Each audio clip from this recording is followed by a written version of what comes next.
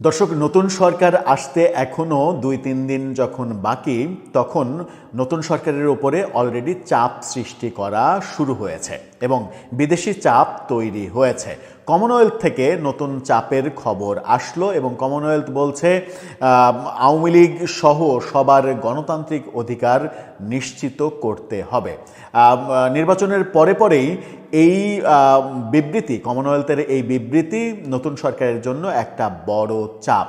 তাহলে কি বিএনপি সরকার ক্ষমতা নেওয়ার পরে আওয়ামী লীগের ওপরে নিষেধাজ্ঞা, রাজনৈতিক নিষেধাজ্ঞা যেগুলো রয়েছে নির্বাহী আদেশে এবং নিবন্ধন স্থগিতের যে ব্যাপারগুলো রয়েছে সেগুলো উঠে যাচ্ছে? চলুন একটু জেনে দেখি কমনওয়েলথ কি বলছে, নির্বাচন ব্যাপারেই বা তারা কি বলল। থাকবেন পলিটিক্স টিভির নিয়মিত। দর্শক, বলছিলাম কমনওয়েলথের কথা। কমনওয়েলথ অলরেডি চাপ সৃষ্টি করেছে এবং সেই চাপটা নতুন সরকারের উপরে গিয়েই বর্তাচ্ছে। কারণ এই মুহূর্তে সরকার গঠন হতে যখন আর 2 দিন মাঝখানে বাকি, ঠিক সেই মুহূর্তে এসে কমনওয়েলথের এই বিবৃতি নতুন সরকারের ওপরেই যে চাপ, পুরানো বর্তমান সরকারের ওপরে বলে তাদেরকে বলে তো আর কোনো লাভ নেই, কারণ তাদের মানে কার্যক্ষমতা আর নেই। বস্তুত তাদের কার্যক্ষমতা শেষ হয়ে গেছে। এরকম একটা মুহূর্তে কমনওয়েলথের এই বিবৃতি একটা বড় ইঙ্গিত বহন করে। কি বলছে তারা? ইন্ডিপেন্ডেন্ট টেলিভিশনের এই শিরোনামটা দেখে নিন।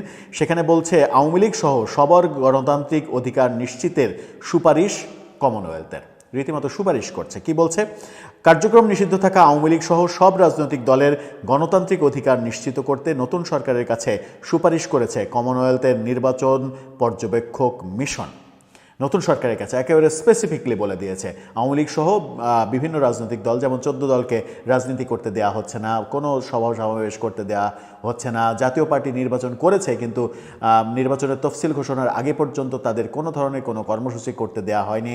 তাদের অফিস বারবার ভাঙচুর করা হয়েছে, জ্বালাও পোড়াও করা হয়েছে। এই ব্যাপারগুলোর বিরুদ্ধে কমনওয়েলথ তাদের সুপারিশ বলেছে। আজকে নির্বাচন পরবর্তী পার্শ্ব প্রতিক্রিয়ার ব্যাপারে পর্যবেক্ষক মিশনের পক্ষ থেকে এই সুপারিশ করা হয়। প্রতিনিধি দল জানায়, নতুন সরকারের প্রতি আমাদের সুপারিশ থাকবে ভবিষ্যতে আওয়ামী লীগ সহ সব রাজনৈতিক দলের গণতান্ত্রিক অধিকার নিশ্চিত করা। তার মানে একেবারে সরাসরি বলা, আওয়ামী লীগের বিরুদ্ধে যে নিষেধাজ্ঞা দেওয়া হয়েছে সেটা তুলে নিতে হবে। নির্বাচনের সার্বিক পরিবেশ নিয়ে সন্তোষ প্রকাশ করেছে তারা। জানিয়েছে গণভোটে জনগণের সমর্থনের বাস্তবায়ন দেশের ভিত্তি আরও মজবুত করবে। তবে সামাজিক যোগাযোগ মাধ্যমে নির্বাচন কেন্দ্রিক কার্যক্রম উদ্বেগজনক ছিল বলে তারা মনে করে। প্রতিনিধি দলটি আরও জানায়, অনলাইনে ছড়ানো বিভ্রান্তি মোকাবেলায় কার্যকর ভূমিকা নেওয়া প্রয়োজন। নির্বাচনের ফলাফল নিয়ে কোনো অভিযোগ না থাকলে তা আইনি প্রক্রিয়ার মাধ্যমে সমাধানের আহ্বান জানিয়েছে এই পর্যবেক্ষক মিশন। এর আগে বাংলাদেশের ত্রয়োদশ জাতীয় সংসদ নির্বাচন অংশগ্রহণমূলক, প্রতিযোগিতামূলক হয়েছে উল্লেখ করে সন্তুষ্টি জানিয়েছিল ইইউ। কিন্তু কমনওয়েলথের পক্ষ থেকে ভিন্ন কথা বলা হচ্ছে। কমনওয়েলথের পক্ষ থেকে বলা হচ্ছে যে এই আওয়ামী লীগ সহ বিভিন্ন রাজনৈতিক দলের গণতান্ত্রিক যে অধিকার, সেই অধিকার নিশ্চিত করতে হবে নতুন সরকারকে। তার মানে তারা একেবারে স্পষ্ট বলতে চাইছে যে এবারের নির্বাচনে তাদেরকে অংশগ্রহণ করতে না দেওয়াটা কোনোভাবেই নির্বাচনকে ইনক্লুসিভ মর্যাদা দিতে পারে না। নতুন সরকার এখন কি করবে? নতুন সরকার এই মানে সরকার আসার আগে থেকেই যে চাপ তৈরি হলো, এই চাপ আসতেই বাড়বে।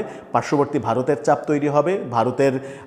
ভারতের দেয়া মন্ত্রে যুক্তরাষ্ট্র চাপ তৈরি করবে এবং যুক্তরাজ্যের চাপ আগে থেকেই রয়েছে।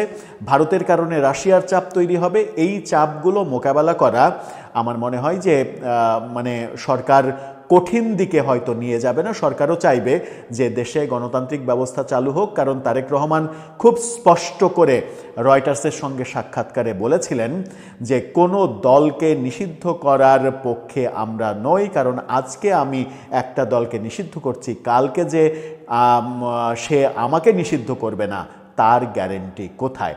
যার একটা লক্ষণ আমরা নির্বাচন পূর্ববর্তী এবং নির্বাচন পরবর্তী সময়ে বিভিন্ন রাজনৈতিক দলের কার্যক্রমে দেখেছি।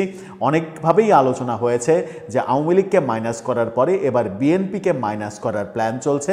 বিএনপিকে মাইনাস করতে পারলে একটা বড় শক্তি, যারা পাকিস্তানপন্থী শক্তি, সেই শক্তি বাংলাদেশে রাজ করতে পারবে এবং বাংলাদেশটাকে আফগানিস্তান এবং আফগানিস্তানের মতো সংস্কৃতি, আফগানিস্তানের মতো মরুভূমি বানিয়ে ফেলাটা তাদের জন্য খুব বেশি সহজ হবে। সেই পথে কি হাঁটবে